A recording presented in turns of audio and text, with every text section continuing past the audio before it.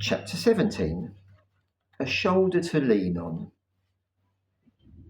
It was clear that the older generation of the village liked Stephen and me. But there was a large group of people who did not know what to make of us, and vice versa. Louis was symbolic of the 40-something to 50-something-year-olds who were the sons and daughters of the people that Stephen and I considered friends. Whereas the retired men and women in their 60s, 70s and 80s were around most of the day and happy to sit and chat with us, even in the early days when communication was difficult.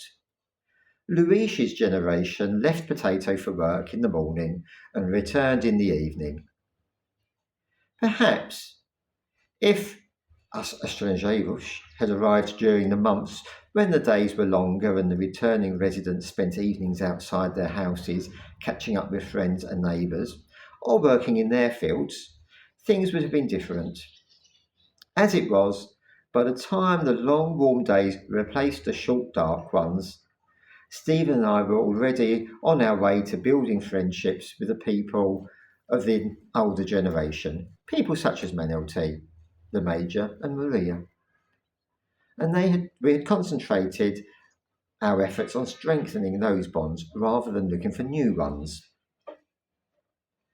To be honest, Louis was not quite like the other villagers of working age. The man was one of 3 brothers who had grown up in the village, and while the other 2 siblings had settled within metres of the family home, Louis had bought a flat in town. Miranda de Corval was not at a great distance away, and after the brother's father had moved into a retirement home, it was ironically the brother who lived furthest away who found himself as the steward of his parents' house, alongside the majority of the family's land. The reason Louis was chosen to manage things was because he had only sporadic employment. He enjoyed good health, and being the younger of the 3, bowed to the pressure his brothers put upon him. So, although Louis travelled to Potato rather than be from it, contrary to the others, he generally only stayed long enough to pick up machinery before being occupied on land a little way off. Yet not being friends with a generation whose ages were more closely matched to our own did not mean that we felt any hostility. Both parties appear to understand that if circumstances which had put a distance and uneasiness between long-established residents and us new arrivals were such just the not knowing who the other was. And as such, both parties put off forming opinions in relation to each other.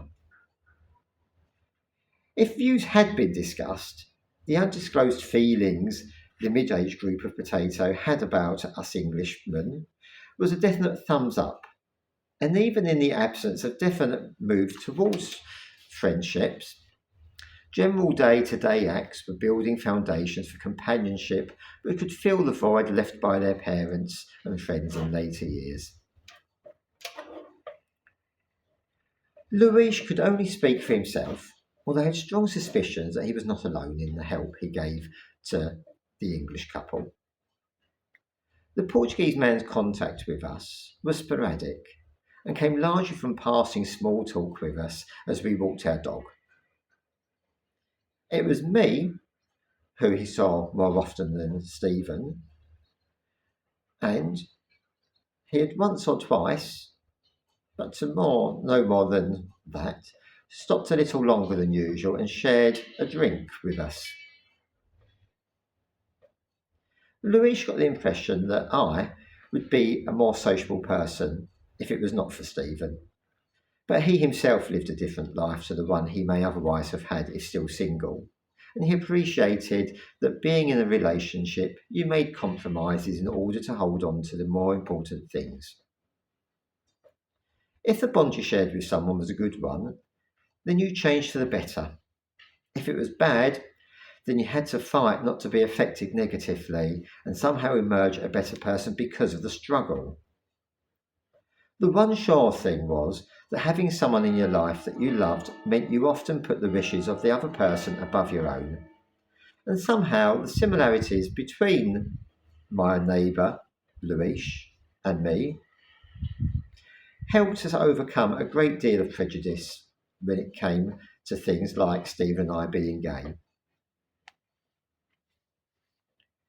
A deterioration in the health of Louis's brother Pedro brought about a more definite link between the former and us English neighbours. It had been Pedro who supplied Stephen and me with firewood from the first winter in which we had arrived in Potato. But with diabetes being a battle and that eventually gained the upper hand, it affected his ability to walk. Louis therefore stepped in, albeit temporarily at first. As a stereotype of gay men had lost purchase over Louis's conscious and subconscious thoughts, another thing that was not stereotypical about Stephen and I was the lifestyle when compared with many of the other English people with whom the Portuguese man had come into contact with over the years. Up until recently, the person from England who Louis had known better than any other was Carlos, or Gary. The large man had been a resident of Potato for many years, along with his wife and daughter. But despite the family having had a home there and his daughter going through the school system, the three of them had retained a strong connection to life in England. The extent of those ties to England was borne out by the fact that during a 30-year self-professed love affair with the small village of Potato, Gary only ever spent one Christmas in Portugal. Stephen and I, by contrast, had arrived into Potato and been away only very occasionally, and even then for nothing more than a few days at a time. From the second year onwards, us two foreigners to the village planted potatoes, onions, and other vegetables, during which time Louis had heard tales from other neighbours, possibly boasting, but without doubt portraying a sense of pride, that it was they who had taught us ex-city dwellers how to prepare the land and plant and sow our crops. There's something else too which separated Stephen and I from most of the strangers,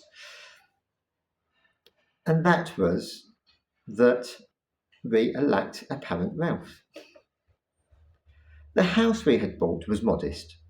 The car we drove was the same old Renault Clio that we had driven in from the UK. We rarely ate out, used little firewood, and adopted the Portuguese way of wrapping up warmly inside our home if it was not possible to benefit from the majority of sunny winter days by working outside.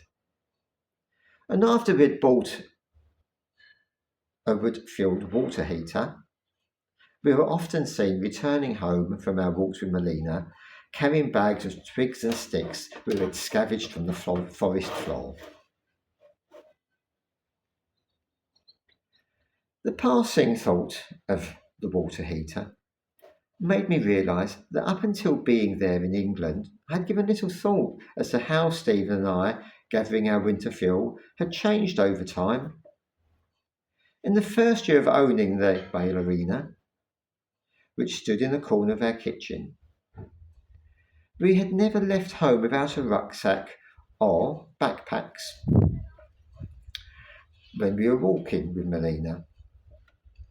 The wood we collected was small, nothing more than broken pieces of branches from fallen trees which had been shaped and snapped underfoot by other passers-by. But by the end of the second year, our scavenging was giving greater returns. The richer pickings were, in fact, an addition to the growing respect and acceptance the younger generation of Potatonians, of whom Louis was one, had for us.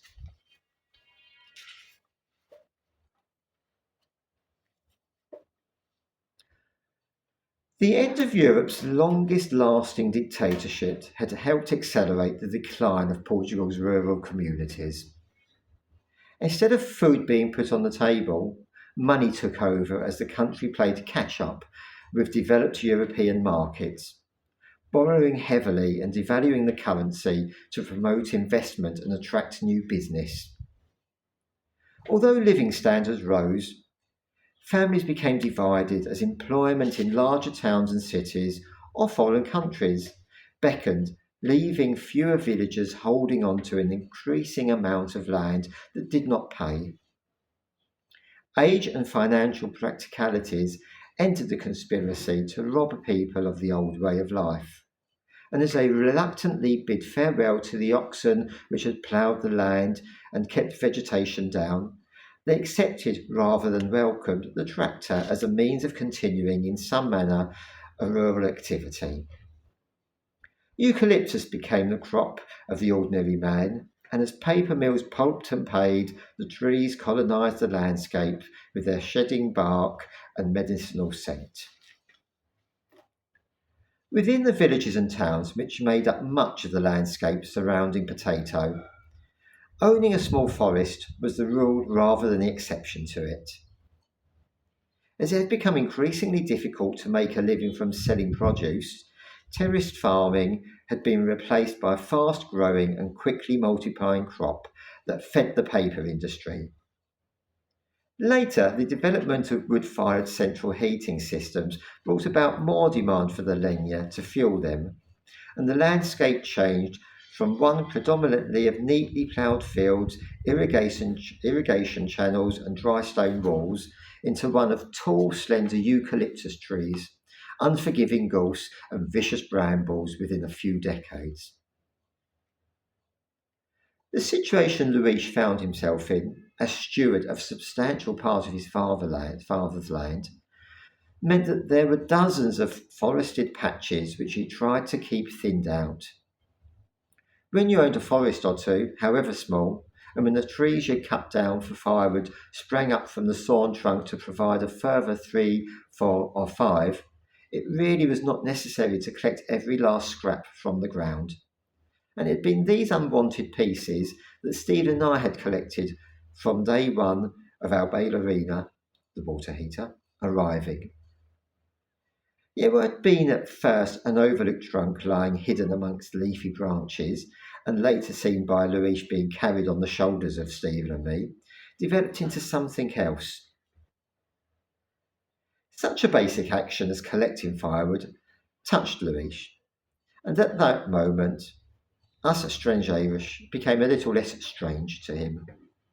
He had more wood than he knew what to do with, and if his neighbours were prepared, or indeed needed, to dirty their hands and save the pennies, then he would help them if he could by accidentally leaving further slender tree trunks lying around.